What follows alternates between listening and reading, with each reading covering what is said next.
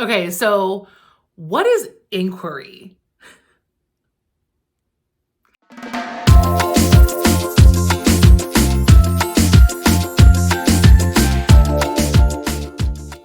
Okay, I'm gonna be honest with you. The first time someone told me that we were going to start doing an inquiry approach to our ELA curriculum, I thought, well, that's dumb. Inquiry is for science and math and things that you can inquire about. Like, what on earth are we going to actually do with inquiry in the ELA classroom? That's ridiculous. But here's the truth of the matter. When I ask you, what are your moments of teaching that are the most transformational? The ones where you have a transcendent, eye-opening day where you're like, yes, this is what I wanted to do. This is what I've always envisioned, but never actually had happen before. I'm dumbfounded sometimes when I look back at the Amanda of yesteryear who thought inquiry was ridiculous. And I'm guessing that if you're here watching this video, you're kind of like, yeah, inquiry does sound ridiculous. Like, what are you investigating in a novel? Like, it is what it is. Okay, let's break this down. So there are 3 keys to your teacher breakthrough moment. There were for me anyway, and that's what I want to share with you here. So one of the 3, that's this video. We are talking about one of my 3 teacher breakthrough moments. And for me, it was finally embracing inquiry-driven teaching. I mean, that was it.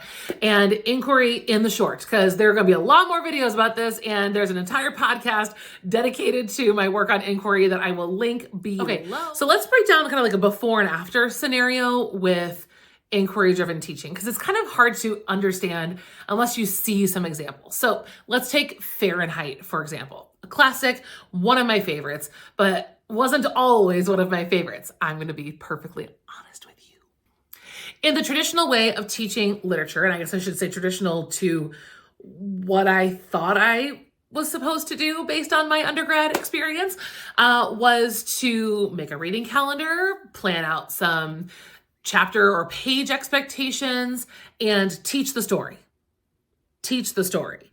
And where students needed background information, I would try to like fill in or help kids ahead of the unit with some short stories for the genre or the actual like nonfiction context types of things, right? Like that's what the unit looked like. We'd do a video about Nazi book burning. We would read some pages. I would then get upset because kids didn't read the pages they were assigned.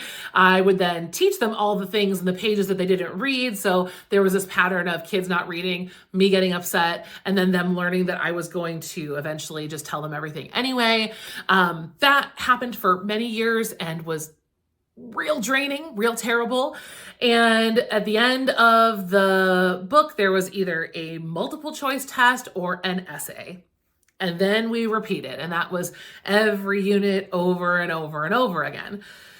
When I'm going to spare you like the middle part of like figuring out how inquiry works, because that takes a lot of work. But if we kind of like zoom past that to like the success of inquiry, an inquiry unit that looks really good and really works is no longer a unit about 451.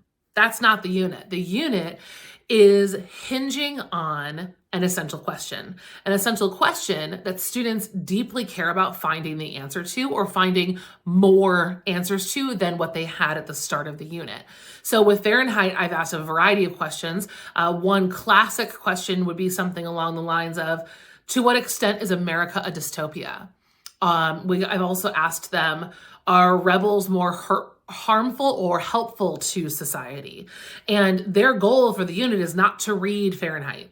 The goal for the unit is for them to discover a deeper and more complex response to that question than they had at the beginning.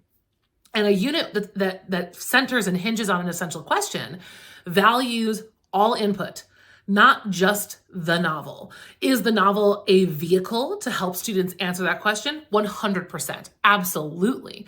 But none of us, myself nor my students, are bound to this kind of page by page recall of details and the plot. We're not beholden to plot anymore. We are beholden to the big picture trends, themes, developments. Students are valued for hanging on to and holding on to what they can and demonstrating what they can do versus what they can't do. And so in this unit, I am bringing in supplemental resources, podcasts, and all kinds of things, not just for background knowledge anymore, but now it's to inform their answer to this question. And now the question and the answer get more and more complicated as more and more texts are introduced and used, as you get deeper and deeper into the novel that is attached to that question.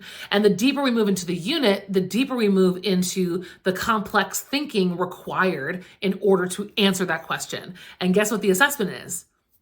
It's not guess what I'm thinking. It's not that anymore. It's not multiple choice, and it's not some Googleable essay. It's students responding to the essential question. They responded to it at the beginning of the unit. They told me America is not a dystopia. We're doing great. And then at the end of the unit, they were like, oh, okay, there are a couple things going on here where I see overlaps, or there are no overlaps here, but there are overlaps here. And they're revealing their growth and understanding about a question that is relevant to them, matters to their lives, and actually uses text as a support rather than testing what happened in the story.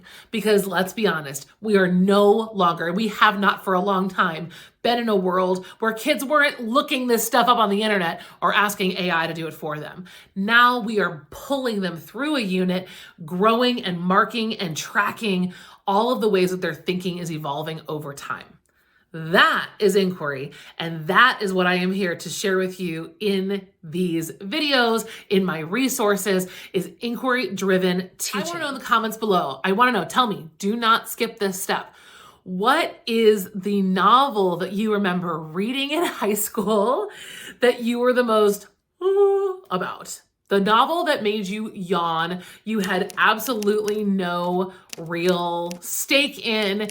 I would love to know what that novel is. And then maybe if I can get to your comment, I'll try to come back through and suggest an essential question that might have changed that unit for you. And maybe will inspire you to write a brand new unit for your own students.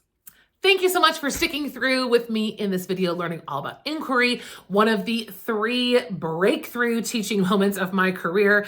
We are going to keep going. We are going to share more about the other 2 breakthrough moments, the pillars of what changed teaching for me. So stay tuned and don't forget to keep watching.